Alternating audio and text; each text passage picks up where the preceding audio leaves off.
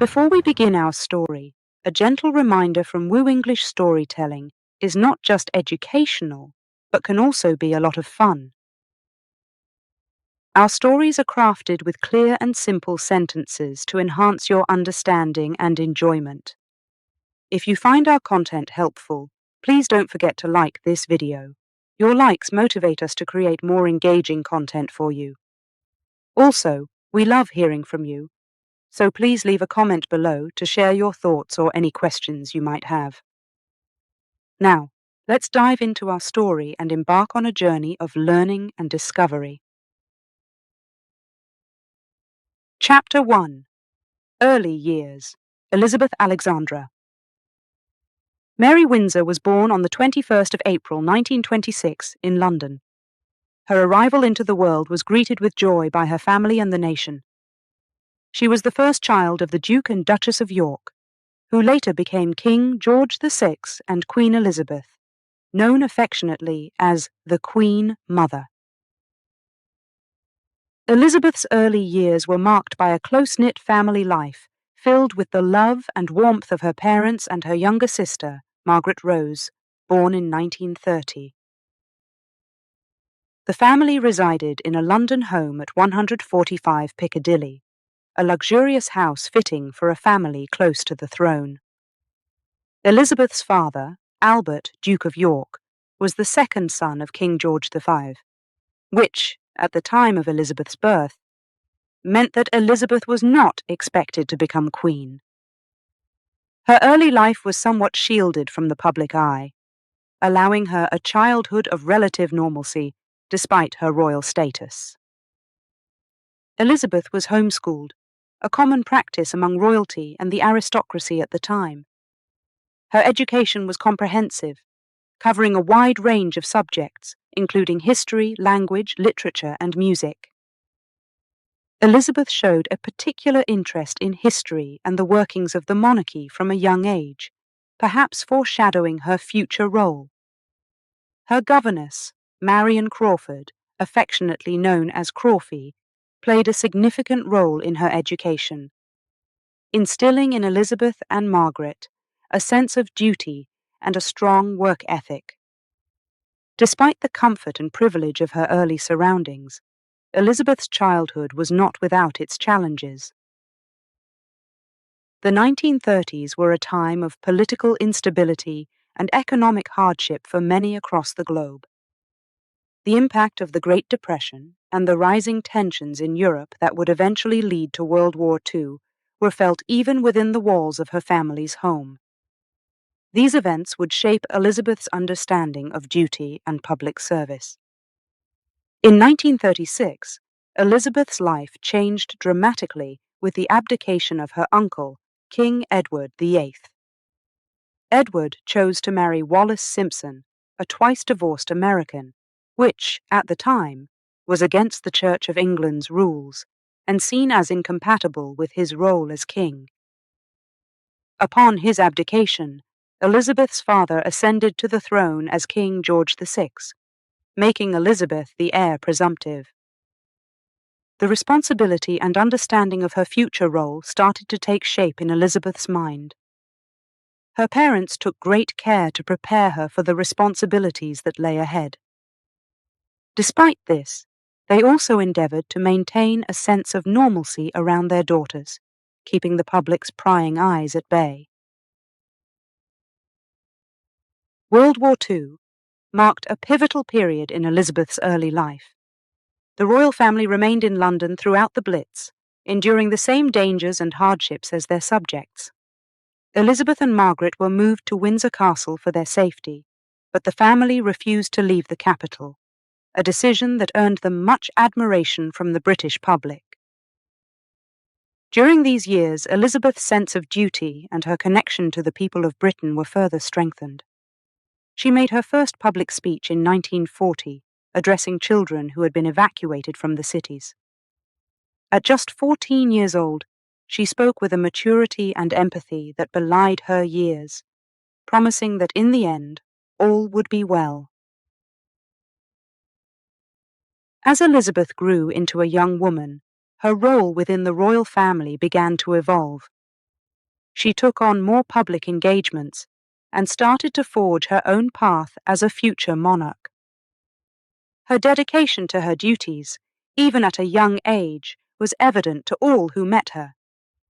She joined the Auxiliary Territorial Service during the war, training as a driver and mechanic, further demonstrating her commitment to her country and its people. Elizabeth's early years were a blend of royal privilege and the sobering realities of her future responsibilities. Her education, both formal and learned through the experiences of her family and the tumultuous times they lived through, prepared her for the extraordinary role she would later assume. These formative years laid the foundation for a reign defined by duty, resilience, and an unwavering commitment to her people. Through these early experiences, Elizabeth learned the value of service, the importance of family, and the significance of her role in the monarchy. These lessons would guide her throughout her life and reign, making her one of the most respected and enduring figures of the 20th and 21st centuries. As we delve further into her story, it becomes clear that the young girl who once played in the corridors of Buckingham Palace was always destined for greatness, shaped by the events of her early years and the strong sense of duty instilled in her by her family. Chapter 2: Becoming Heir Presumptive. The year 1936 was a pivotal one in British history and in the life of young Princess Elizabeth. It was the year her uncle, King Edward VIII, abdicated the throne, a decision that would irrevocably change Elizabeth's path. Until this moment, Elizabeth was a member of the royal family but not directly in line to become monarch. The abdication thrust her father, Albert, Duke of York, into the role of King George VI, and Elizabeth, at the tender age of 10, became the heir presumptive. King Edward VIII's abdication was unprecedented in modern British history. His desire to marry Wallis Simpson, a twice-divorced American woman, clashed with the norms and expectations of the time, particularly the Church of England's teachings against divorce. Edward's decision to choose love over duty sent shockwaves through the nation and the Commonwealth. On December 11, 1936, he formally abdicated, and Elizabeth's father was crowned king. For Elizabeth, the change was profound. Her life, previously mapped out as a royal, but not as the future queen, was suddenly reoriented towards an entirely different future. The gravity of her new role dawned on her gradually. From that moment, her education took on new urgency, focusing not just on academics, but on understanding the constitutional responsibilities and duties of a monarch. Her father, now King George VI, and her mother, Queen Elizabeth, were determined to prepare her for the challenges ahead. The transformation in the family's life was immediate and all-encompassing. Buckingham Palace became their primary residence, symbolizing the shift in their status and responsibilities. Elizabeth and her sister Margaret found themselves at the center of national and international attention, their every move watched and scrutinized by the public and the press. Despite the upheaval, Elizabeth's parents worked tirelessly to maintain a semblance of normalcy for their daughters. They emphasized the importance of family, humility, and service to others, values that Elizabeth embraced wholeheartedly. The King and Queen also shielded their daughters from the political fallout of the abdication, allowing them to focus on their education and personal development. Elizabeth's relationship with her father deepened during this time. King George VI, though initially reluctant to take the throne, grew into his role with dignity and grace, guided by a strong sense of duty. He became Elizabeth's role model, demonstrating the qualities of leadership and responsibility she would one day need. Their close bond was evident, and Elizabeth often accompanied her father on official duties, keenly observing his interactions with politicians, dignitaries, and the public. The abdication also altered Elizabeth's personal relationships. Her place in the line of succession meant that her choice of husband would have to be someone who could shoulder the responsibilities of being the consort of a future queen. This realization likely weighed on Elizabeth as she grew older, understanding that her marriage would not just be a personal decision, but a matter of national and Commonwealth importance. As heir presumptive, Elizabeth began to undertake public engagements, representing her father at events and ceremonies. These early experiences in the public eye helped her develop the poise and confidence she would need as queen. Her speeches, though initially few and far between, showcased a commitment to serving her country and the Commonwealth, echoing the sense of duty instilled in her by her parents. The years following the abdication saw the world plunge into the turmoil of World War II. The conflict would further shape Elizabeth's understanding of her role and the importance of unity and resilience. Throughout the war, the royal family remained in London, sharing in the hardships and dangers faced by their people. Elizabeth's first broadcast during the war, speaking to children evacuated from their homes, demonstrated her growing awareness of her public role and her ability to connect with her subjects on a personal level.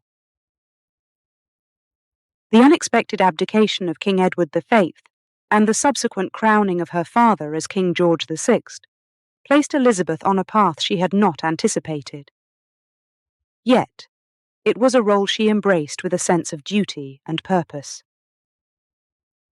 The events of 1936 not only changed the course of British history, but also defined the character and reign of Elizabeth II. From a young girl in the background to heir presumptive and ultimately queen, Elizabeth's early experiences prepared her for a lifetime of service. Her father's reign, marked by its calm leadership during turbulent times, provided her with a blueprint for her future duties as monarch. Chapter 3.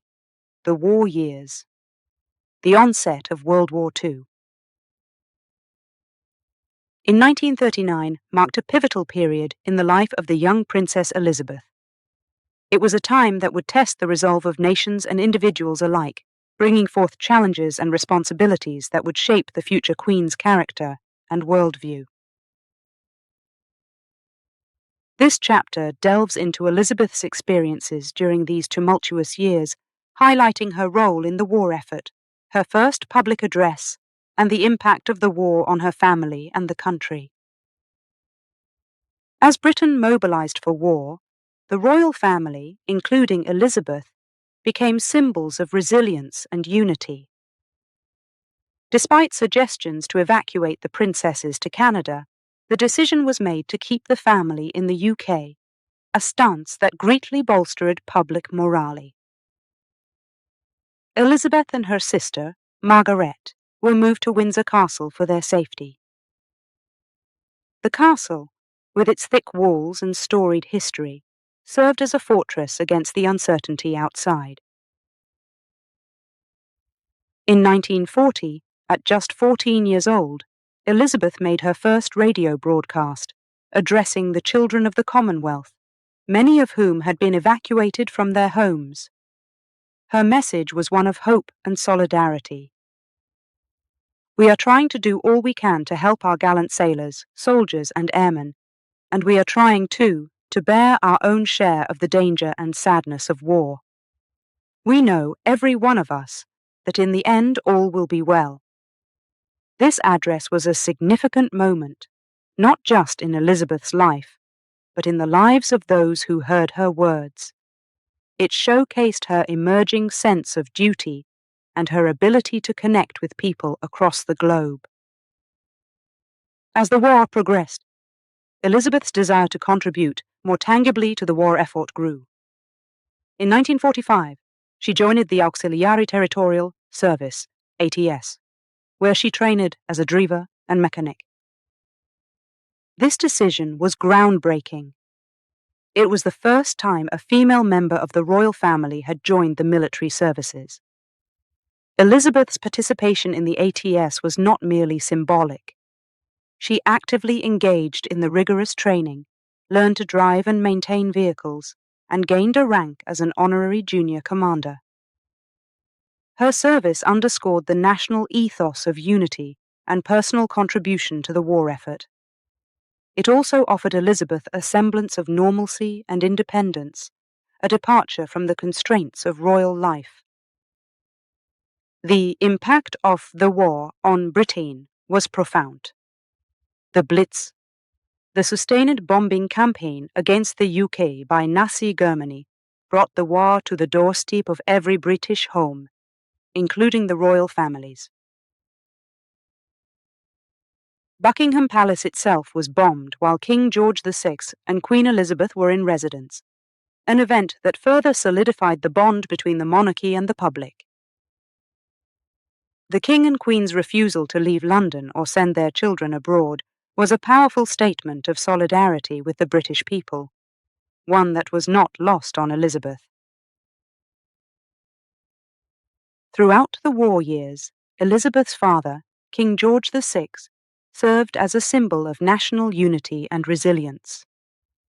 His dedication to his duties during this time had a lasting influence on Elizabeth. The King's speeches, particularly those broadcast during the war, were a rallying point for the nation. Elizabeth, observing her father's role, learned the importance of leadership in times of crisis and the power of words to inspire and comfort. The end of World War II in 1945 brought relief and jubilation, but also a time of reflection for Elizabeth. The experiences of the war years had exposed her to the realities of leadership, sacrifice, and service. She had seen firsthand the resilience of the British people, the sacrifices made by soldiers and civilians alike, and the devastating impact of war on nations and families. These insights would be invaluable as she prepared for her future role as Queen. Elizabeth's wartime service and experiences shaped her in profound ways. They instilled in her a deep sense of duty and a commitment to service, traits that would define her reign. The war years also highlighted her ability to connect with people from all walks of life, a skill that would become one of the hallmarks of her time on the throne. In reflecting on this period, it's clear that the war years were not just a backdrop to Elizabeth's youth, but a formative chapter in her life. The challenges she faced and the choices she made during this time laid the foundation for her approach to her duties as monarch. Her service in the ATS, her public addresses, and her involvement in the war effort demonstrated a willingness to lead by example, to share in the hardships of her people, and to prepare herself for the responsibilities that lay ahead. As peace returned, Elizabeth stepped into the post-war world with a newfound maturity and a clear sense of purpose. The lessons learned during the war years would guide her as she navigated the complexities of the post-war era and eventually her ascension to the throne. The young princess who had once addressed the children of the Commonwealth as a beacon of hope had emerged from the war, ready to take on the challenges of a changing world, embodying the resilience and steadfastness that had come to define her generation. Chapter 4: Marriage and Family. The story of Queen Elizabeth II's marriage to Prince Philip, Duke of Edinburgh, is a tale of enduring partnership amidst the complexities of royal life. Their union, which began in the aftermath of World War II, symbolized not only a personal commitment, but also a public one, embodying the hope and continuity of a nation rebuilding itself. This chapter explores the beginnings of their relationship, their marriage in 1947, and the family life they built together, including the birth of their children. Elizabeth first met Philip, a prince of Greece and Denmark, when she was just 13 years old, during a visit to the Royal Naval College in Dartmouth. The young princess was immediately smitten with the handsome naval cadet, and their correspondence began shortly after. Over the years, their relationship blossomed, strengthened by shared experiences and the trials of war. Philip's naval career had made him a distinguished officer, and by the time the war ended, Elizabeth was determined to marry him. The engagement was announced on July 9, 1947, setting the stage for a royal wedding that would capture the imagination of the post-war world. The couple's marriage on November 20, 1947 at Westminster Abbey was a beacon of celebration in a country still recovering from the ravages of war. The ceremony was attended by statesmen and royalty from around the world, and the streets of London were filled with cheering crowds, eager to catch a glimpse of the young couple. The event was also broadcasted on the radio, allowing millions across the globe to participate in the joyous occasion. Philip was made Duke of Edinburgh on the morning of the wedding, and Elizabeth took on the roles of wife and duchess alongside her duties as a princess. Their marriage was not just a union of two individuals, but also a partnership that would face the unique challenges and responsibilities of royal life together. In the early years of their marriage, Philip continued his naval career, while Elizabeth carried out her royal duties. Despite the demands of their positions, they managed to carve out a private life for themselves, setting the foundation for their family. The couple's first child, Prince Charles, was born on November 14, 1948, followed by Princess Anne in 1950, Prince Andrew in 1960, and Prince Edward in 1964. Each child brought new joy and challenges to Elizabeth and Philip's lives, shaping the dynamics of their family.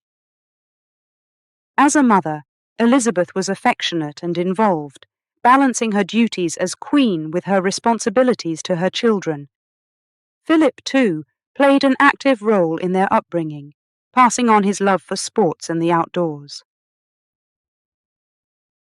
The royal family's life was a blend of public and private moments, with their homes at Buckingham Palace, Windsor Castle, and Balmoral offering sanctuaries away from the public eye. Elizabeth and Philip worked to provide a sense of normalcy for their children, emphasizing the importance of education, duty, and service. Family trips to Balmoral in Scotland were particularly cherished, allowing them moments of privacy and relaxation. These retreats offered the family a reprieve from their public roles, where they could enjoy outdoor activities, picnics, and the beauty of the Scottish Highlands. As the children grew, their individual paths reflected the diverse interests and responsibilities of the royal family. Charles's education and preparation for his future role as king, Anne's equestrian pursuits and charity work, Andrew and Edward's careers in the armed forces and their own charitable endeavours, each added new dimensions to the family's public and private lives. Through it all, Elizabeth and Philip's marriage remained a constant, a partnership that adapted and thrived through the decades. The couple's golden wedding anniversary in 1997 and their platinum anniversary in 2017 were celebrated not just by their family, but by people across the Commonwealth, marking milestones of a shared life that had weathered the inevitable challenges and changes of time. Their enduring relationship served as a testament to their commitment to each other and to their roles within the monarchy. Elizabeth and Philip's marriage, spanning over 7 decades, was a journey of mutual respect, support, and affection. Their union was a cornerstone of Elizabeth's reign, providing her with personal stability and companionship through the myriad challenges and triumphs of her time on the throne. The family they built together stood as a symbol of continuity and tradition, even as the world around them changed.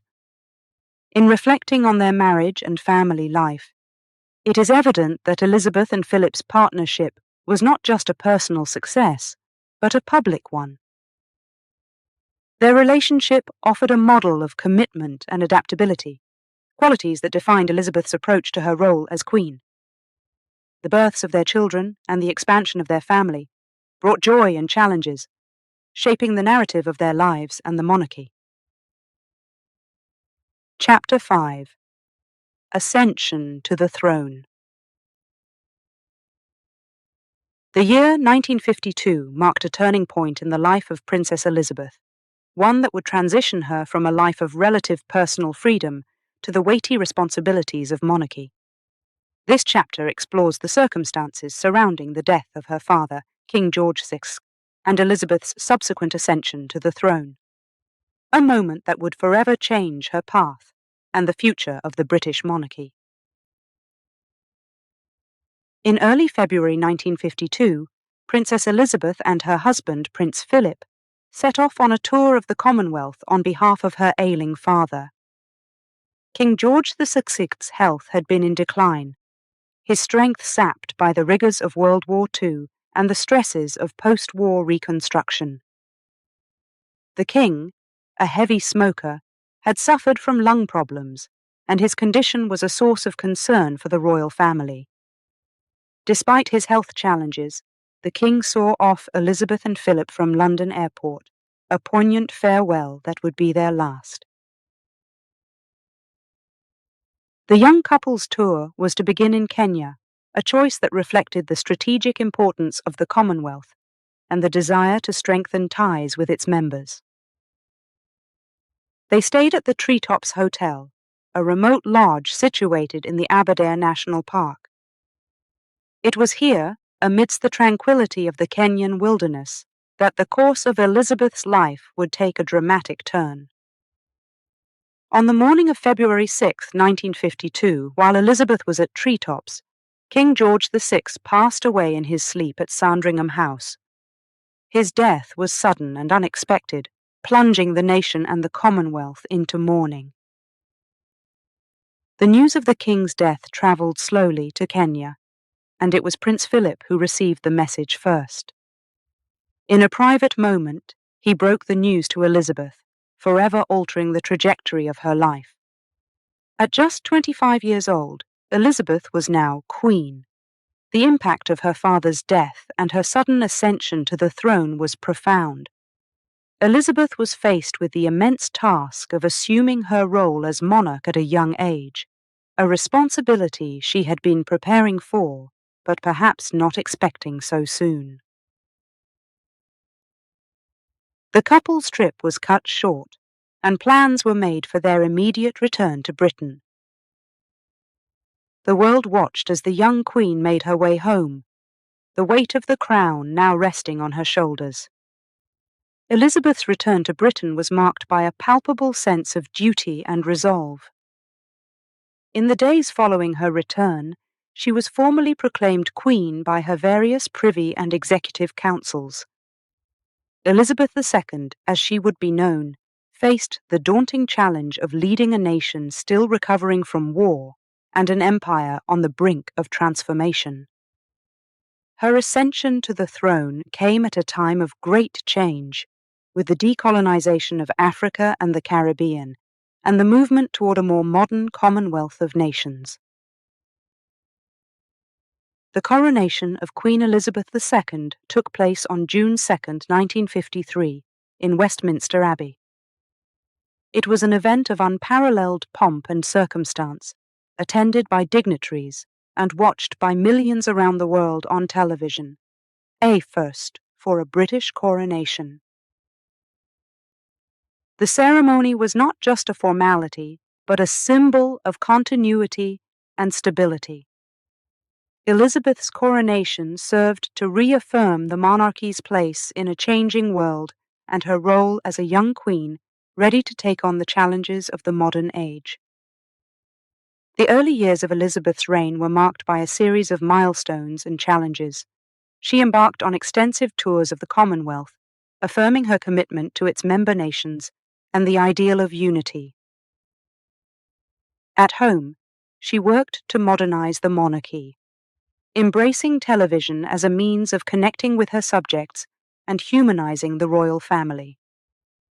Her reign also saw the beginning of the decolonization process, as nations within the Commonwealth sought and gained independence, transforming the British Empire into a voluntary association of equal members. Elizabeth's ascension to the throne was a moment of both personal and national significance. It marked the end of one era and the beginning of another, both for her and for the country she would lead. Her father's death and her sudden rise to queenhood thrust her into a role that demanded not just a ceremonial presence, but a guiding hand through the complexities of post-war Britain and a rapidly changing world. Through the decades that followed, Queen Elizabeth II's reign would be characterized by her steadfast dedication to duty and service. From the very beginning, she approached her role with a sense of solemn responsibility, aware of the legacy she inherited and the expectations placed upon her. Her early ascension to the throne, under such poignant circumstances, set the tone for a reign that would navigate the nuances of tradition and the demands of modernity. Chapter 6. The Coronation. The coronation of Queen Elizabeth II on June 2, 1953, stood as a beacon of rejuvenation and hope, a symbol not only of the continuity of the British monarchy, but also of its evolution in a post-war world. In a ceremony steeped in the weight of tradition and the anticipation of a new Elizabethan era, the young Queen's coronation became a defining moment, not just for her, but for the United Kingdom and the Commonwealth at large. On that crisp June morning, London was alive with anticipation. The streets were lined with thousands of people from all over the world who had gathered in the early hours, hoping to catch a glimpse of history in the making. Flags and banners fluttered in a city still bearing the scars of war, transformed for a day into a stage for a centuries-old ritual of power, pageantry, and promise. At the heart of the day's events was Westminster Abbey, a symbol of enduring strength and the spiritual home of the coronation. It was here, surrounded by the regalia of centuries and the eyes of her people, that Elizabeth would be crowned. The ceremony itself was a complex tapestry of ancient ritual, meticulously planned to underscore the sacred and secular duties of a monarch. The procession within the abbey, the presentation of the regalia, the solemn oath, and the crowning itself were all parts of a choreographed narrative, telling the story of a young woman assuming a mantle worn by her ancestors. The anointing was perhaps the most sacred moment of the ceremony, shrouded in privacy and mystique. This act, hidden from the view of the congregation by a golden canopy, symbolized the Queen's consecration and her direct connection to God, setting her apart from her subjects. It was a moment of profound religious and personal significance, a reminder of the heavy responsibilities that now rested on Elizabeth's shoulders. As the Archbishop of Canterbury placed St. Edward's crown upon her head, the abbey erupted in a chorus of "God Save the Queen," and outside the cheers of the crowd mingled with the peal of bells and the boom of cannons. At that moment, Elizabeth II transitioned from princess to sovereign, embodying the continuity of a monarchy that had weathered the tumult of centuries. Yet, what truly set Elizabeth's coronation apart was its accessibility to the common man. For the first time in history, the ceremony was broadcast on television, allowing millions in Britain and around the world to witness the spectacle. This decision, met initially with skepticism, proved transformative, signaling the monarchy's adaptation to the modern age. Through the flickering screens of television sets, people from all walks of life were invited to participate in a moment of national celebration and reflection. The global reception of the coronation was unprecedented. In the Commonwealth countries, people gathered around communal television sets, radios hummed in distant villages, and newspapers carried images of the young Queen in her regalia. The event was not just a British celebration, but a global one, reflecting the far-reaching ties of the Commonwealth and the widespread respect for the monarchy. The coronation of Queen Elizabeth II was a testament to the resilience and adaptability of the British monarchy. It celebrated tradition while embracing the future, marking the beginning of a new chapter not only for Elizabeth, but for the country she would lead through decades of change.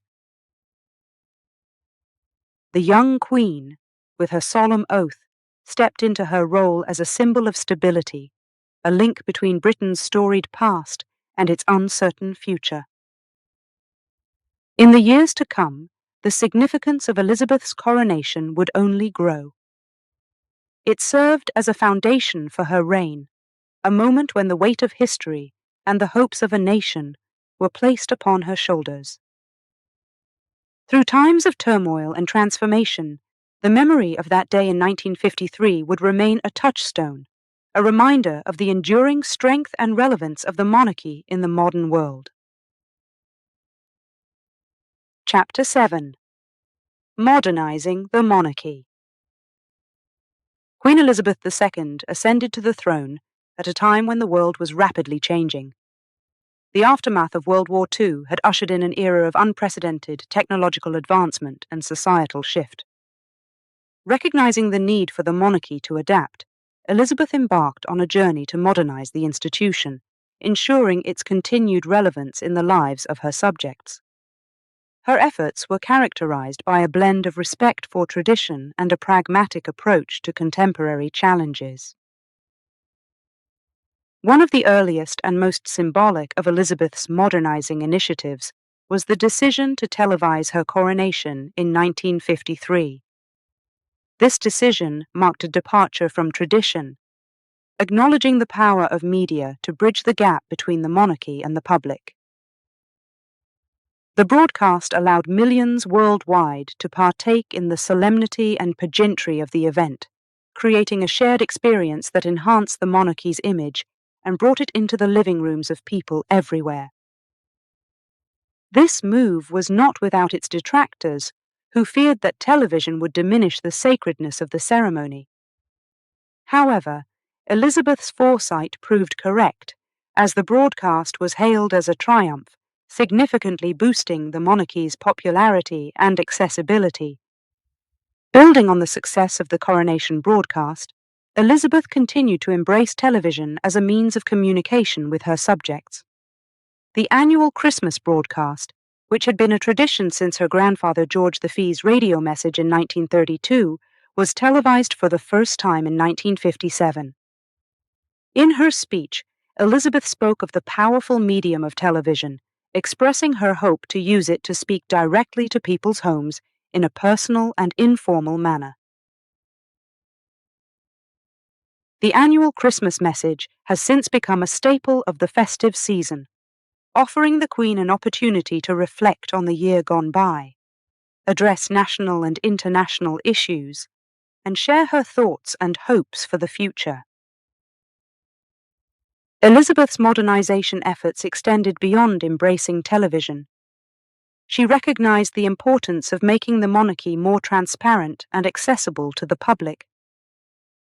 Over the years, she gradually opened up various royal residences for public visits, demystified certain royal traditions, and participated in documentary films that offered a glimpse into the life of the royal family.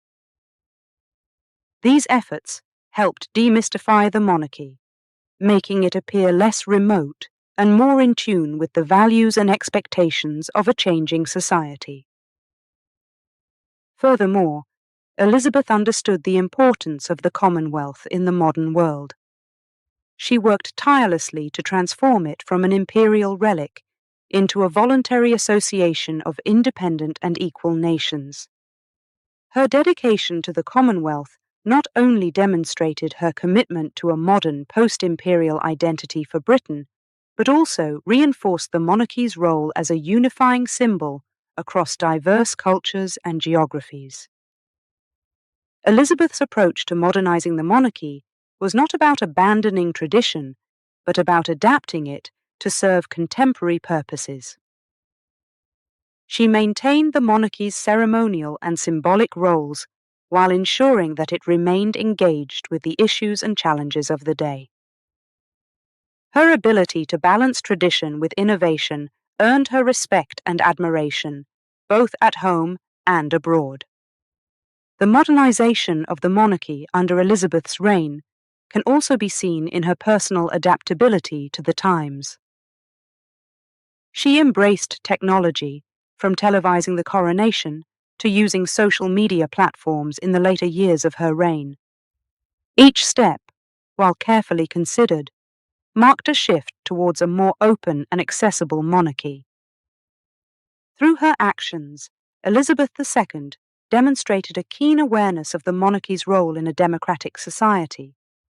She ensured that the institution remained a source of stability, continuity, and national identity amid the rapid changes of the 20th and 21st centuries.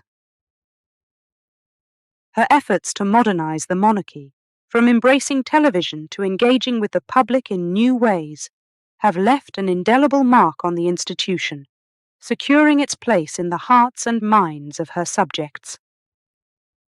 In essence, Queen Elizabeth II's reign exemplified a careful balancing act between tradition and progress. Her forward-looking initiatives, such as televising the coronation and her thoughtful Christmas speeches, played a crucial role in adapting the monarchy to the modern age. By doing so, she ensured that the ancient institution she inherited remained relevant and respected in a rapidly changing world. Elizabeth's legacy of modernization is a testament to her vision, leadership, and unwavering commitment to her duties as monarch. Chapter 8. Travels and State Visits. Queen Elizabeth II's reign is distinguished not only by its longevity, but also by her extensive travels and state visits, which played a pivotal role in fostering diplomatic relations and reinforcing the United Kingdom's connections with nations across the globe. From the early days of her reign, Elizabeth embarked on a series of international visits that would see her become the most widely travelled head of state in history. Her travels began in earnest in 1953, shortly after her coronation, with a 6-month tour of the Commonwealth, a journey that underscored her commitment to the association of nations that had evolved from the British Empire. This tour, which took her to countries such as Australia, New Zealand, and Canada, was a tangible manifestation of her role as head of the Commonwealth, and demonstrated the monarchy's adaptability to the post-colonial era. Over the decades, Elizabeth's state visits have taken her to over 120 countries, ranging from long-standing allies in Europe to emerging nations in Africa and Asia. Each visit was meticulously planned to emphasize cultural exchange, mutual respect, and the forging of diplomatic ties. Through her engagements, Elizabeth showed an exceptional ability to connect with diverse peoples, whether she was participating in traditional ceremonies, delivering speeches to foreign legislatures, or meeting with leaders and citizens. One of the hallmarks of her travels was her ability to balance the ceremonial aspects of her role with the substantive work of diplomacy. State dinners, walkabouts, and visits to cultural and historical sites were not just formalities, but opportunities to build relationships and promote British interests abroad. Her visits often coincided with key moments in the host country's histories, allowing her to provide support and solidarity on behalf of the United Kingdom. Elizabeth's travels also reflected and sometimes contributed to the evolving geopolitical landscape. Her visit to the Republic of Ireland in 2011, for example, was seen as a significant step in the ongoing process of reconciliation between the UK and Ireland. Similarly, her state visits to China in 1986 and Russia in 1994 were emblematic of changing international relations and Britain's role in the global community. Beyond their diplomatic significance, Elizabeth's travels served to highlight the Commonwealth's importance to the UK and the world. She used these occasions to champion the Commonwealth's values of democracy, human rights, and economic development, reinforcing its relevance in the 21st century. Her visits to Commonwealth countries were not just about maintaining historical ties, but also about looking forward to shared challenges and opportunities.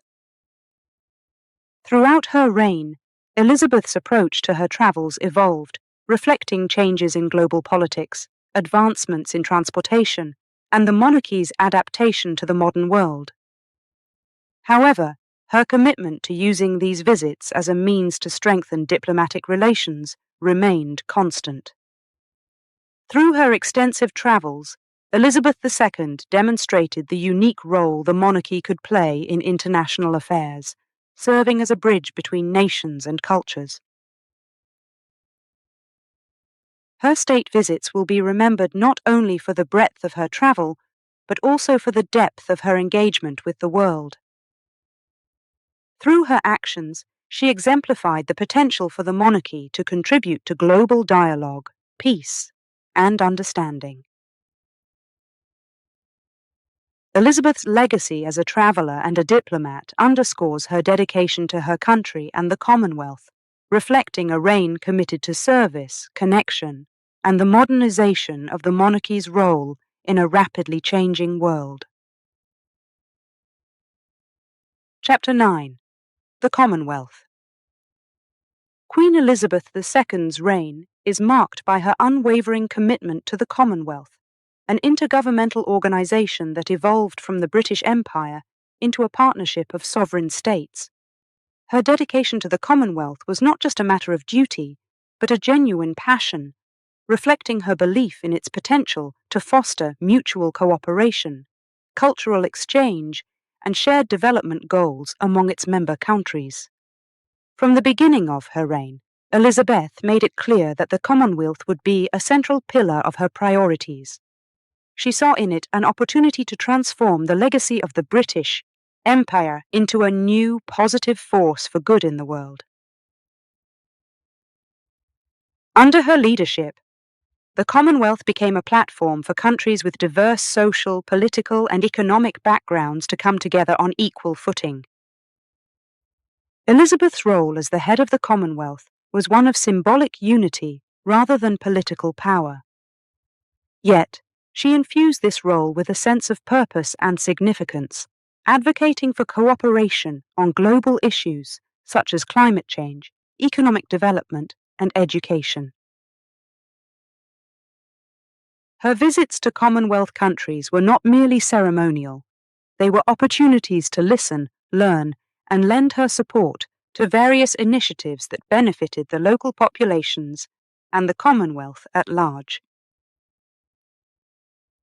The Queen's commitment to the Commonwealth was evident in her attendance at the Commonwealth Heads of Government meetings, CHOGM, where she played a crucial role in facilitating dialogue and understanding among leaders.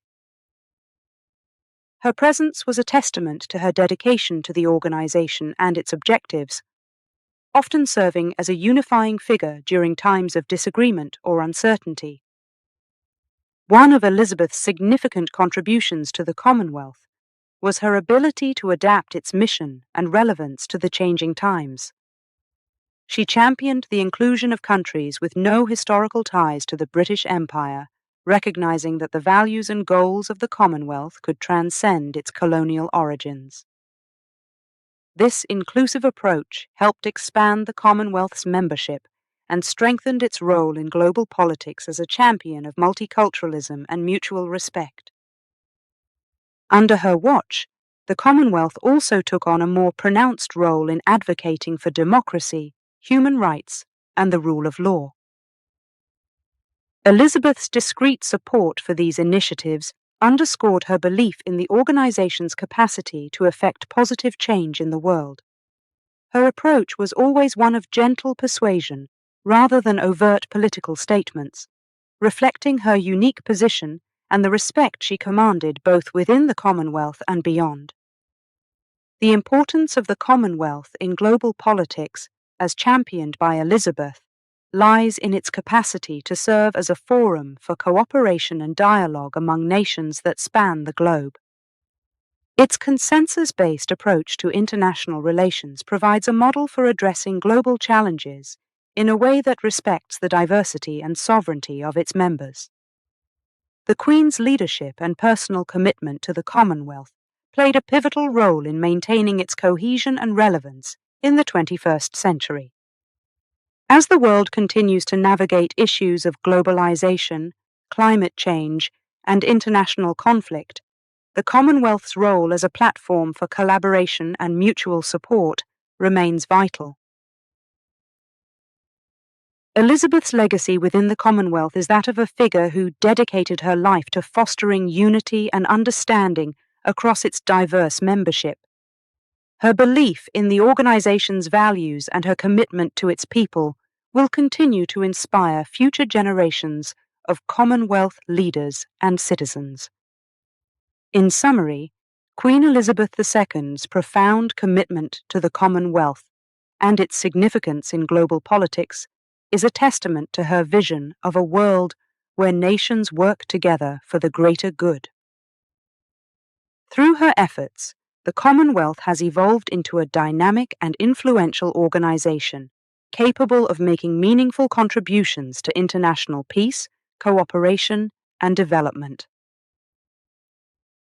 Elizabeth's legacy in the Commonwealth is one of enduring dedication and hope for a collaborative and prosperous future. This concise overview captures the essence of Queen Elizabeth II's relationship with the Commonwealth, highlighting her dedication to its principles and the impact of her leadership on its role in global affairs. Chapter 10. Family Challenges. Queen Elizabeth II's reign, while marked by many successes, also faced its share of personal and public challenges.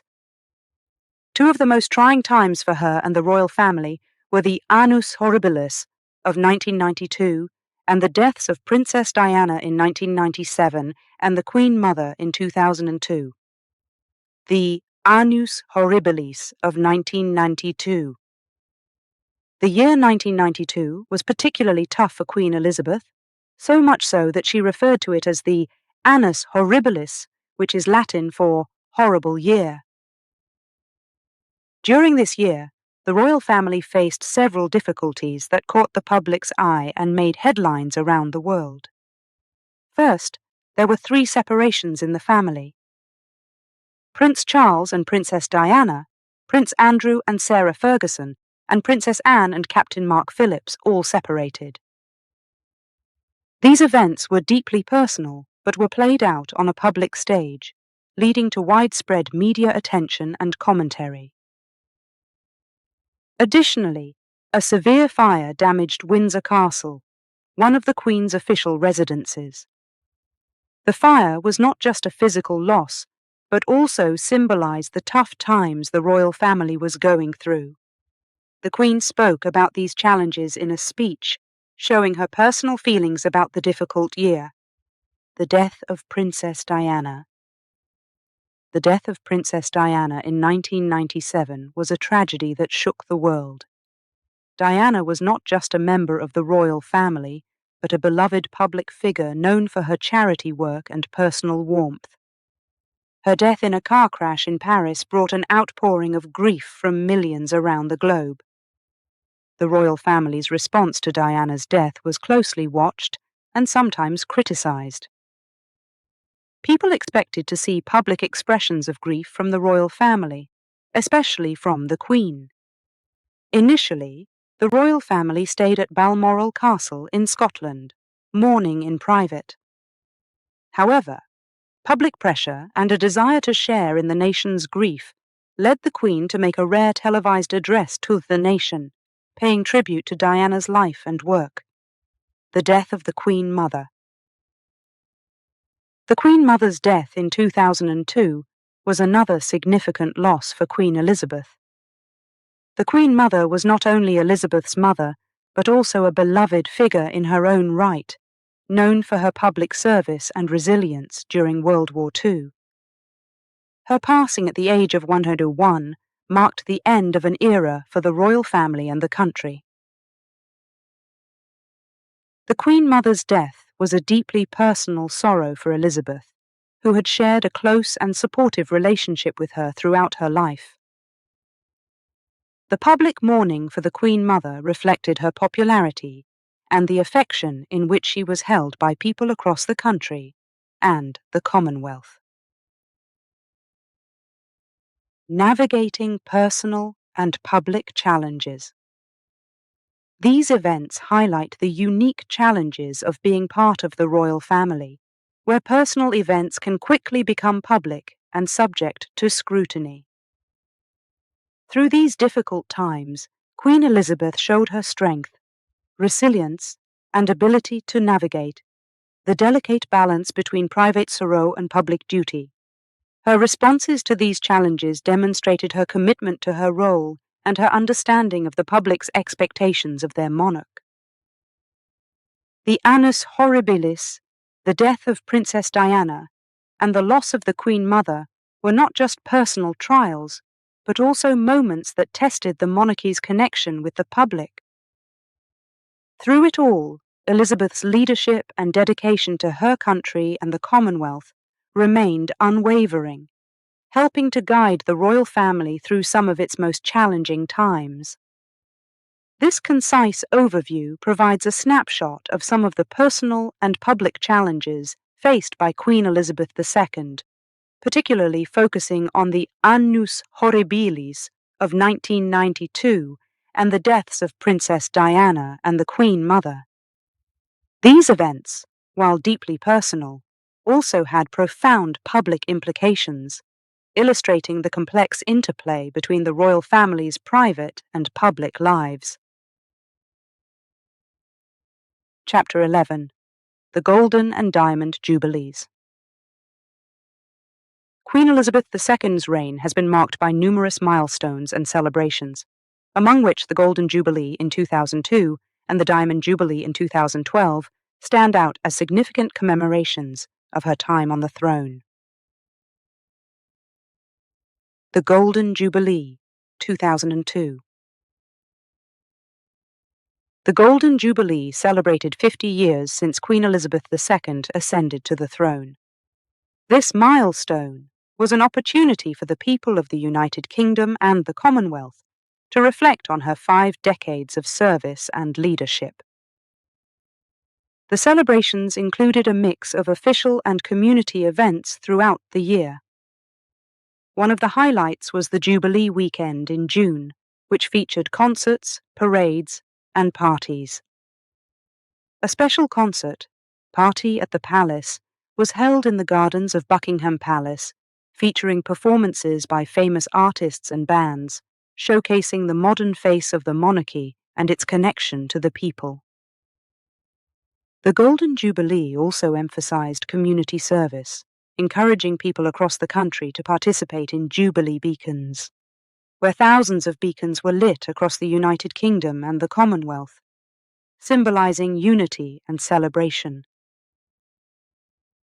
Despite facing some public criticism and challenges, including debates about the monarchy's role in modern Britain, the Golden Jubilee was largely a success.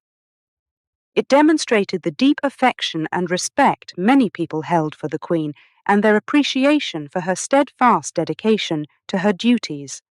The Diamond Jubilee, 2012. 10 years later, the Diamond Jubilee marked 60 years of Queen Elizabeth II's reign, an occasion only previously celebrated by Queen Victoria in 1897. The Diamond Jubilee was a testament to Elizabeth's enduring presence and her role as a stabilizing figure through decades of change. The celebrations mirrored the grandeur of the Golden Jubilee, but with even greater enthusiasm from the public. The central weekend in June 2012 was packed with events, including a spectacular river pageant on the Thames, where a flotilla of over 1,000 boats accompanied the royal barge in a procession watched by millions. Concerts and cultural events highlighted the diverse heritage of the Commonwealth, reinforcing the Queen's commitment to this unique association of nations. The Diamond Jubilee was also an occasion for reflection on the Queen's international influence and the soft power of the monarchy. Across the UK and the Commonwealth, people participated in various activities, from street parties to tree planting, to honour the Queen's 6 decades of service. The Jubilee also featured a special Commonwealth tour, with members of the royal family visiting countries on the Queen's behalf, illustrating the global reach and relevance of her reign. Significance of the Jubilees. Both the Golden and Diamond Jubilees were more than just celebrations. They were opportunities for the nation and the Commonwealth to come together, not only in honour of the Queen's milestones, but also to celebrate community, resilience, and shared values. These events allowed people to engage with the monarchy in personal and meaningful ways, whether through participating in local events or joining in the larger celebrations. The Jubilees also reflected the Queen's ability to adapt and remain relevant in a rapidly changing world. Her willingness to engage with modern traditions, alongside the timeless rituals of the monarchy, showcased a blend of continuity and change that has characterized her reign. These celebrations underscored the Queen's role not just as a monarch, but as a symbol of unity and continuity.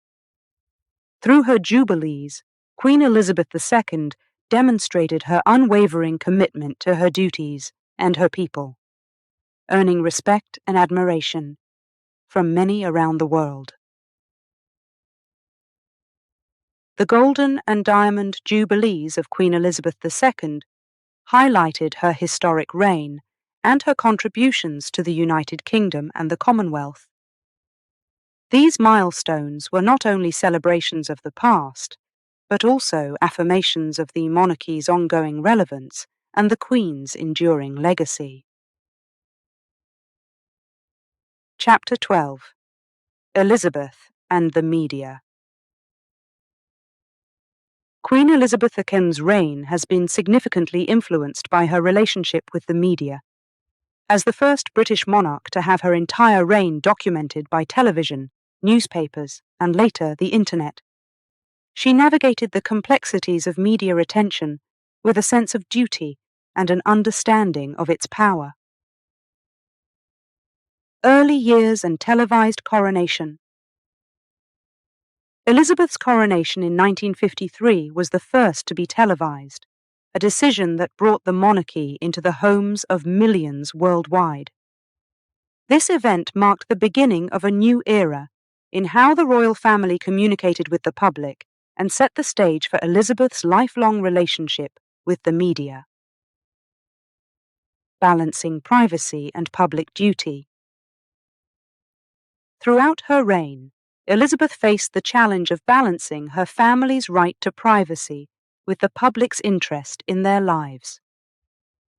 This was especially true during times of personal challenges and controversies, such as the Annus Horribilis in 1992, when the breakdown of royal marriages and a fire at Windsor Castle attracted intense media scrutiny.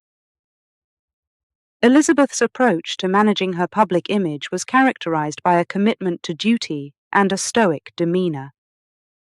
She rarely gave interviews and maintained a private persona, which, while it sometimes led to criticism for being out of touch, also earned her respect for her dignity and dedication to her role. Navigating controversies. The media's interest in the royal family's personal lives often led to controversies, with the most notable being the coverage of the breakdown of Prince Charles and Princess Diana's marriage. Elizabeth's handling of these situations highlighted her belief in addressing issues privately within the family, away from the public eye. However, she adapted her approach when necessary, as seen in her response to the public mourning following Princess Diana's death in 1997. Elizabeth's televised address to the nation was a rare and strategic move to connect with her subjects' grief and demonstrate the monarchy's compassion, modernizing the monarchy's media strategy. As the media landscape evolved, so did the monarchy's approach to communication. Elizabeth embraced television and the internet to share her Christmas messages, a tradition that allowed her to speak directly to the Commonwealth about her reflections on the year and her hopes for the future. These broadcasts were an essential part of her media strategy, providing a personal touch to her public image. The royal family's use of social media and the internet in recent years marked a significant shift in how they engaged with a global audience. Elizabeth recognized the importance of adapting to new communication forms to maintain the monarchy's relevance in the 21st century.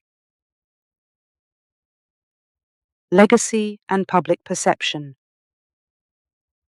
Elizabeth's relationship with the media played a crucial role in shaping her legacy and the public's perception of her reign. Her ability to maintain a dignified presence amid scrutiny and to adapt to the changing media landscape helped solidify her image as a steadfast and dedicated monarch.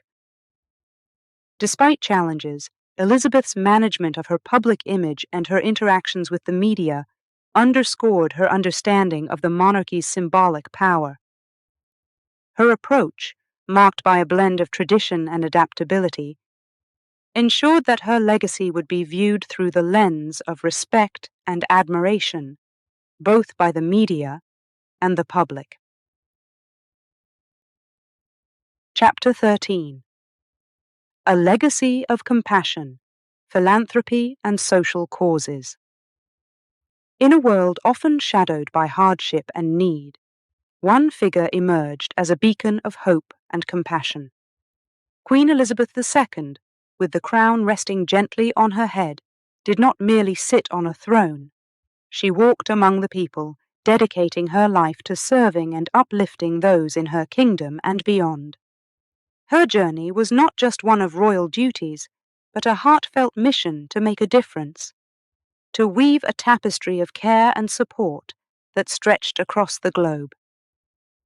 The Children's Champion. Once upon a time, in the bustling cities and quiet villages, children faced challenges and adversities, from poverty to illness. Elizabeth, understanding the innocence and potential of every young life, stepped forward as their champion. Through her support of organizations like Save the Children, she wasn't just a queen but a guardian, ensuring that laughter and learning could flourish in the lives of children, regardless of their circumstances. A crusade for health. The battle against disease and suffering found a steadfast ally in Elizabeth.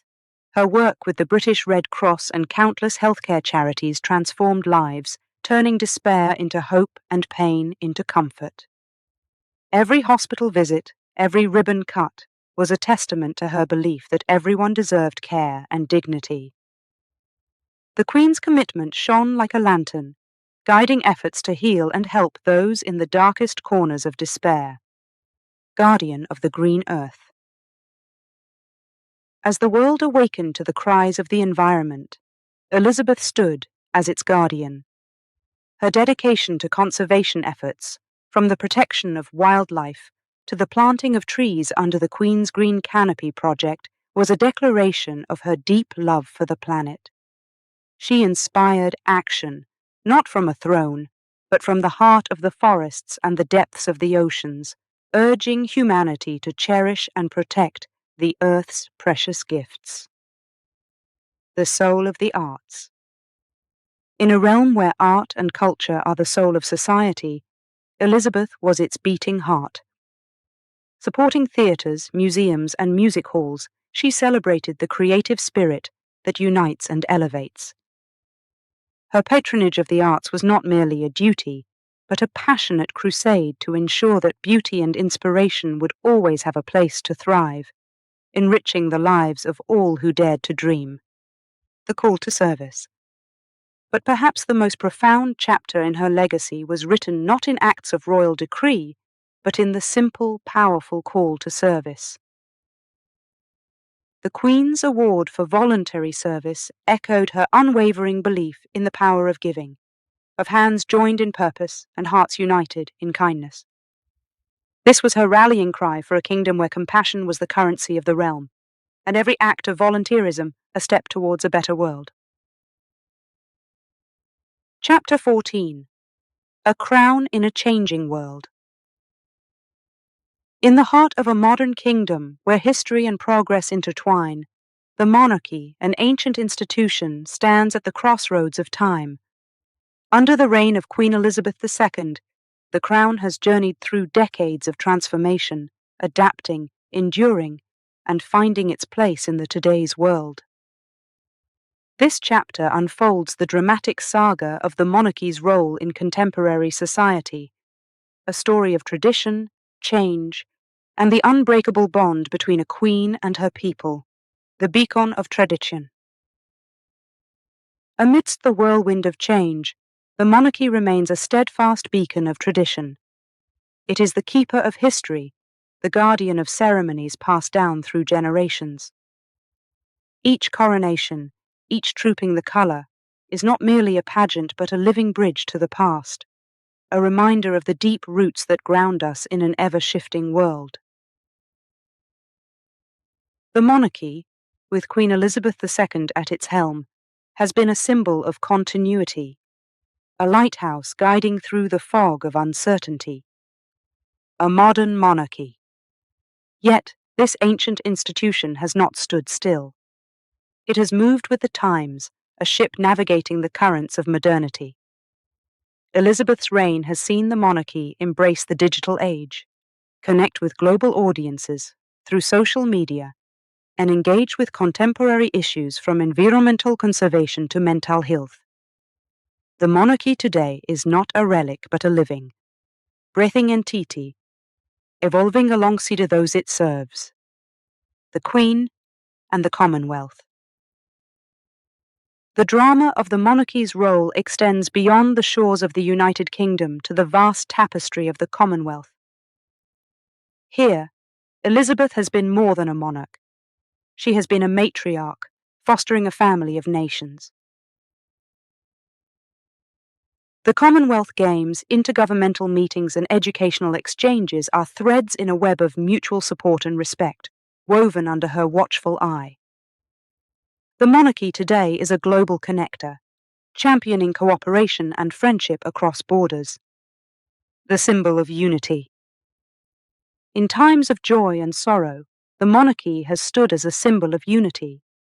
Celebrations of jubilees and royal weddings have brought people together in festivity, while moments of national mourning have seen the monarchy provide comfort and solace. Elizabeth, with her unwavering presence, has been the nation's anchor, demonstrating the monarchy's role as a source of collective identity and pride. Facing the future. As the world looks ahead, the monarchy's role in the future is a question that looms large. The Crown, under Elizabeth's stewardship, has shown an ability to honour its past while embracing the future. As society evolves, so too will the monarchy, adapting to the needs and expectations of a new generation. The monarchy's journey is an ongoing saga, a story of resilience, adaptation, and the enduring connection between a sovereign and her people. This outline captures the essence of the monarchy's role in today's world, highlighting its balance between tradition and modernity, its impact on the Commonwealth, its symbolic unity, and its outlook on the future. Queen Elizabeth II's reign exemplifies the monarchy's capacity to adapt and remain relevant in a rapidly changing society. Expanding this into a full narrative would involve exploring specific examples of the monarchy's contemporary engagements, challenges, and contributions to national and global discussions, ensuring a comprehensive look at its place in the 21st century. Chapter 15. Beyond the Crown. The Queen's Personal Passions. In the grand tapestry of a reign that spanned over 7 decades, nestled among the threads of duty and service, are the vibrant colours of Queen Elizabeth II's personal interests and hobbies. These passions, far removed from the weight of the crown, offer a glimpse into the heart of a monarch whose life was not just about ruling, but living with zest and joy. A love for horses. From the rolling hills of the British countryside to the thunderous applause at Ascot, the Queen's love for horses was a lifelong affair. It was more than a hobby. It was a passion that pulsed with every beat of a horse's heart. Elizabeth didn't just ride. She immersed herself in the equestrian world, from racing thoroughbreds to breeding them. Her knowledge was profound, her dedication unwavering, and her joy in their company undeniable. Horses were not just animals to the Queen. They were companions, symbols of grace and power that resonated with her soul. The royal dogs, corgis. If horses were the Queen's first love, her Pembroke Welsh corgis were undoubtedly a close second. These small but spirited dogs were a constant presence in Elizabeth's life, embodying the warmth and affection that lay beneath her regal exterior. The corgis, with their boundless energy and loyalty, were more than pets.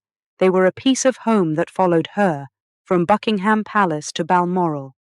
Each corgi, from Susan, the founder of the Queen's Corgi dynasty, to the ones that frolicked at her feet in later years, held a special place in her heart.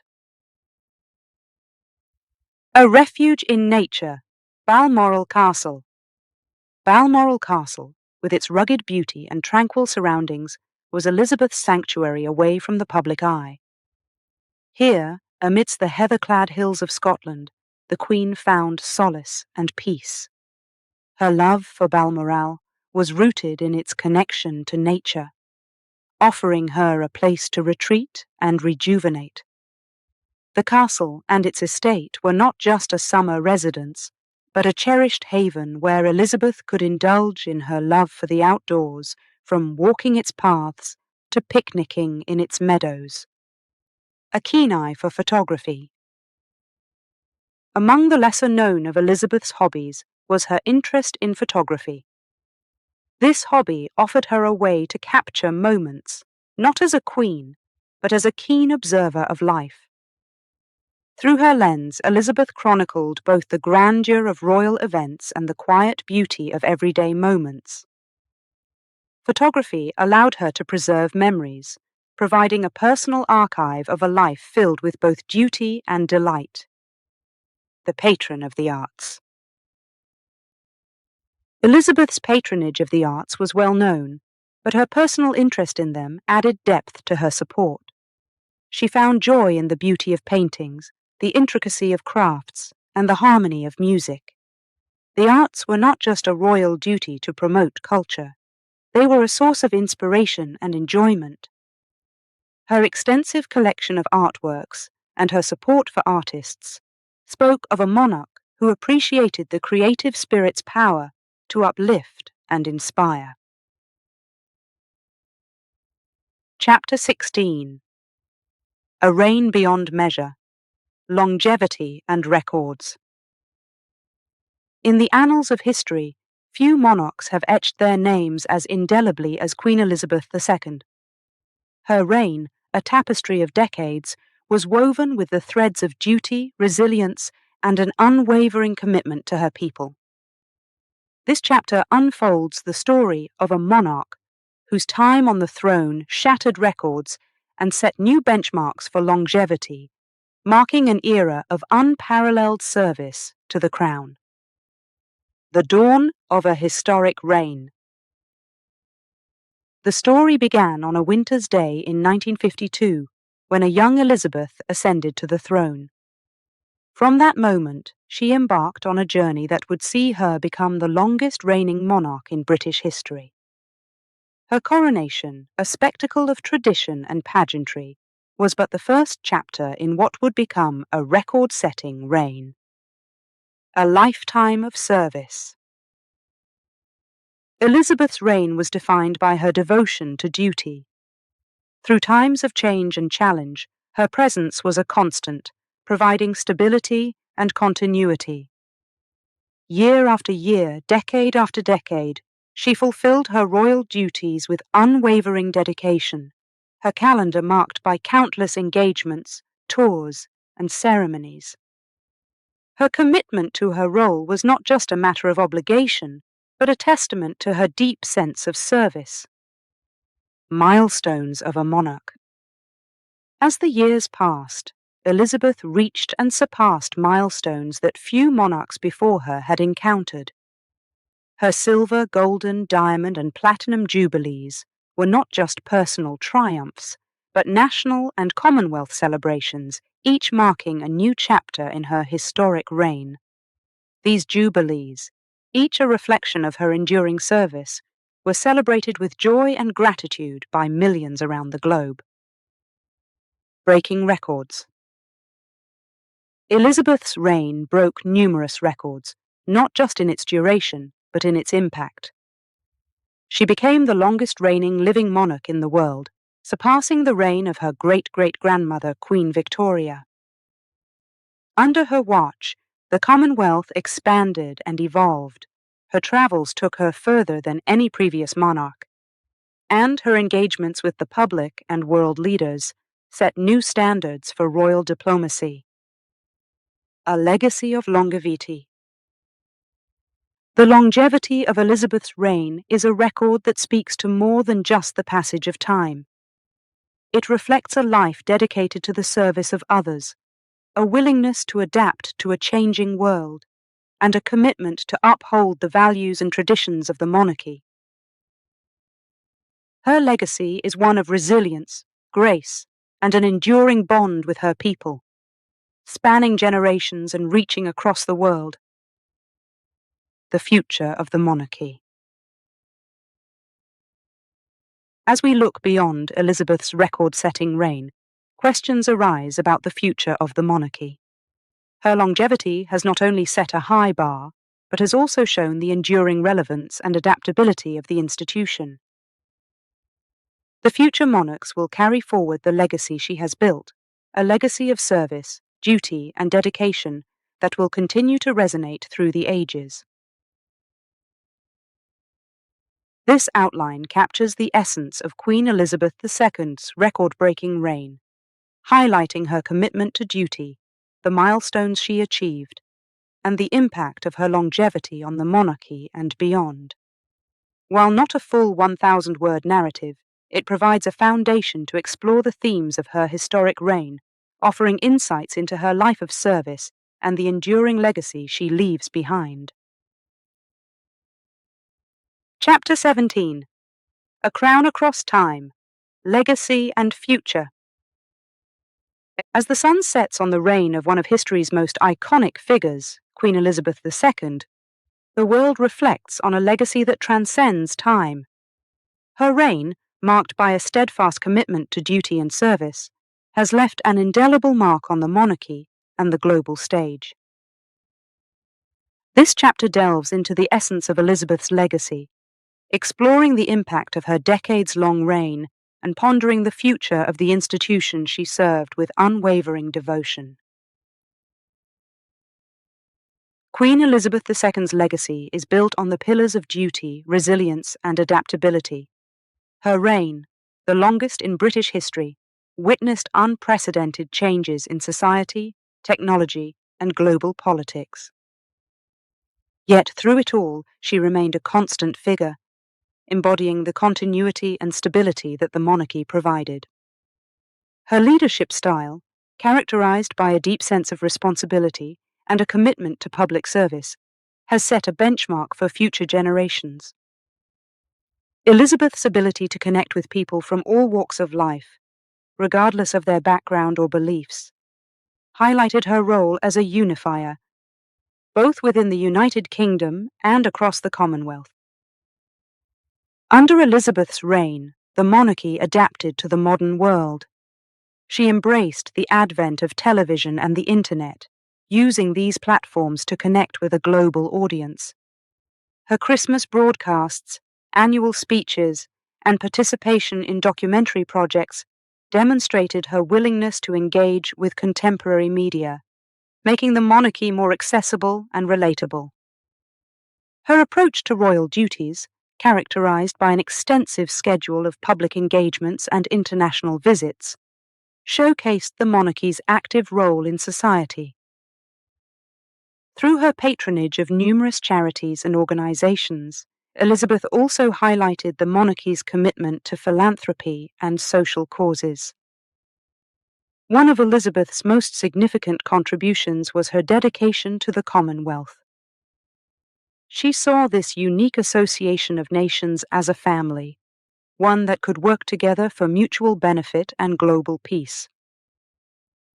Her efforts to nurture and strengthen the Commonwealth ensured that it remained a relevant and vital part of her legacy, promoting values of democracy, human rights, and environmental conservation.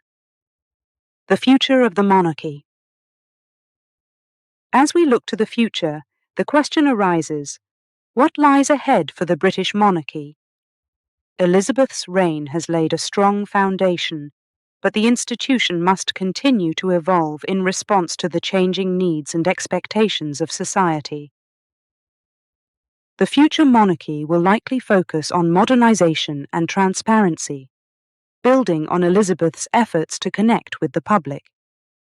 It will also need to address contemporary issues such as climate change, social inequality, and the role of the monarchy in a multicultural and diverse society. The younger generation of royals, having grown up in a different era, brings new perspectives and ideas to their roles. Their challenge will be to balance tradition with innovation, ensuring that the monarchy remains relevant and engaged with the issues that matter to people today.